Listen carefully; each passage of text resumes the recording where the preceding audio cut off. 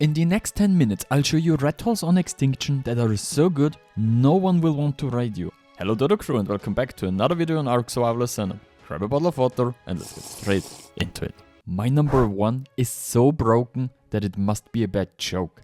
It is not only a crouch hole, but can only be entered if you place a foundation in the right place. The spot is located at 53.4 and 37.7 and can be entered on foot through the small hole at the edge of the metallic structure, or you can also fly in from below with a small flyer.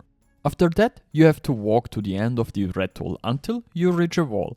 There's a small hole in the top left corner through which you can enter the actual building area. The section in the back can only be entered through this hole, which means that if you place a few turrets on the ceiling on player only in such a way that they cannot be destroyed, you're basically unraidable. No player will get through this hole just like that, while you have a large room in which you can build a ton of stuff. You could easily build there as a large tribe, while it is super easy to defend. In the front part, you can easily place turrets everywhere to prevent your opponents from getting into this spot, or set spam to make it harder for your opponents to set foundations and raid you. The spot is so easy to defend, any beach bob that just spawned in for the first time could defend this spot with only few turrets for hours without even knowing what he's doing. At the same time, while you can easily breed medium-sized creatures here and build a crafting station, unfortunately only without industrial forges, as the ceiling is simply not high enough. On a side note, as if I'm editing this, I'm at about 7k subs. If you could sub to help me reaching my goal of 10k subs by the end of the year, I would greatly appreciate it. Spot number 2 is not quite as strong as the first one, but it has enough space for a large base and can only be reached with a zeppelin or flyer, which makes it much harder for your enemies to wipe the spot. It is located at 15.1 and 16.3 and is one of the better known spots. Even if it is relatively strong, I would honestly suggest not building here because it's simply too well known. But I wanted to include it on the list because it's always built. Usually wrong, and if you know how to raid it, it's actually quite easy loot for you. It consists of 2 parts and offers space for a large tribe. In the front part you can place creatures, defense and an industrial forge, and in the back part you have enough space for a really large crafting area if you build it correctly. I know few who have spent a whole wipe here simply because the spot is too well known and is attacked again and again until you don't feel it anymore. So I would recommend only building this spot if you really want to get into trouble and have enough players to defend it. Location number 3 is located in the north of the map at 5.7 and 41.3. It is often referred to as a crouch hole. But this is actually not true, because you can simply run into the hole, as the mesh here is just a bit buggy. The location is quite small, but is very suitable for a little hidden loot or a small early game base to collect the most important things. The advantage of the north of the map is that the creatures here are so strong that most players do not like to come here, which makes it very good for hiding stuff.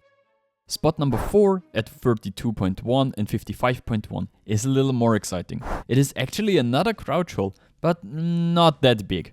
But big enough to have the most important things in your base. And the big advantage of this spot is that it is incredibly difficult to raid, because the front part of the base has a perfect angle for a series of turrets that all shoot at the entrance. This means you can easily place 20 turrets here, all shooting at one crouch entrance. If you do set them correctly and set them to player only, nobody can actually get into this spot without cheating. There's plenty of room for a small tribe here, and you could possibly even breed in here, because somehow you'll make the space. The problem is that the spot is quite well known, and even if it is difficult to raid, someone will come by from time to time and try to annoy you.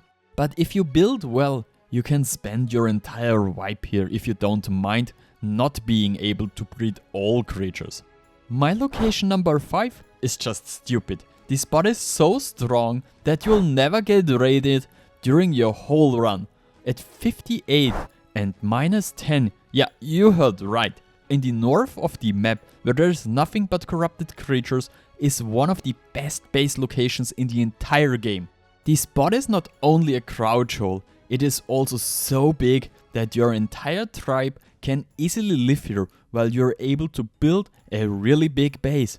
The entrance is super hard to find if you don't know it, and at the same time super easy to defend from the inside if you know what you're doing, because the entire wall can be equipped with turrets so that nobody can get through the crouch part anyways.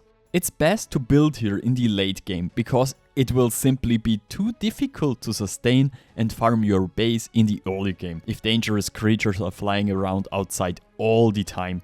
It's basically impossible to build a FOB here because of the corrupt creatures. Anyone who builds a FOB must ensure that it won't be destroyed by wyverns or gigas before they can start the raid, which is ridiculous considering the sheer strength of this rathole.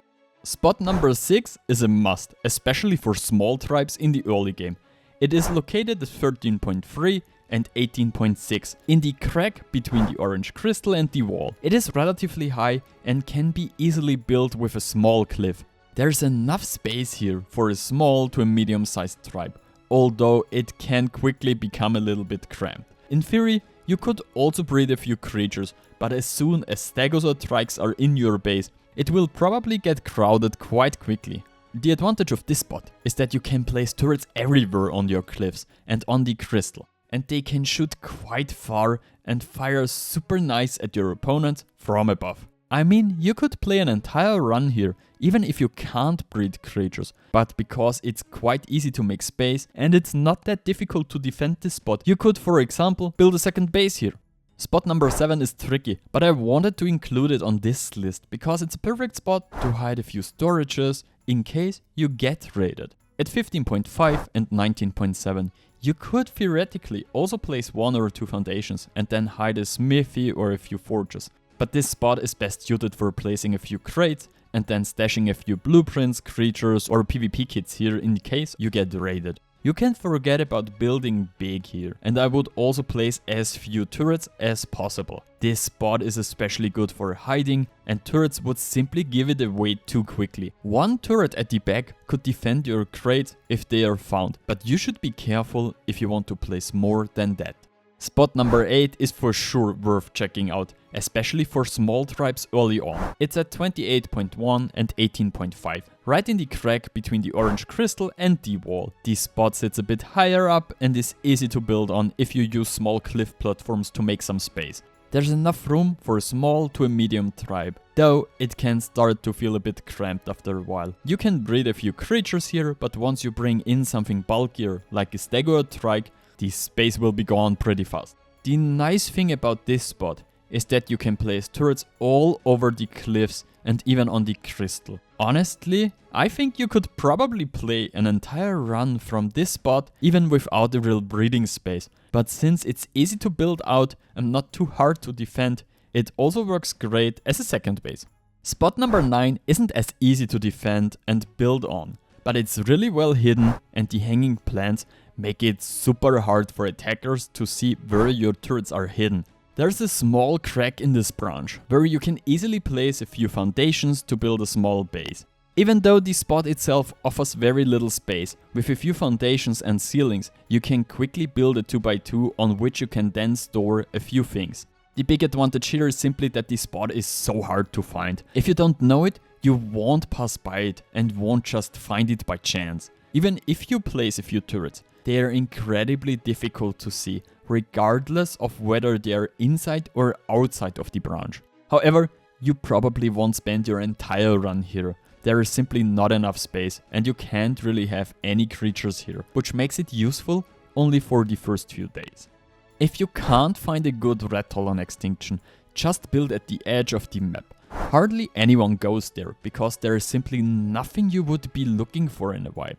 And because of these strange kill zones, practically no one goes there anyways. If you have a good spot there, it's usually almost GG.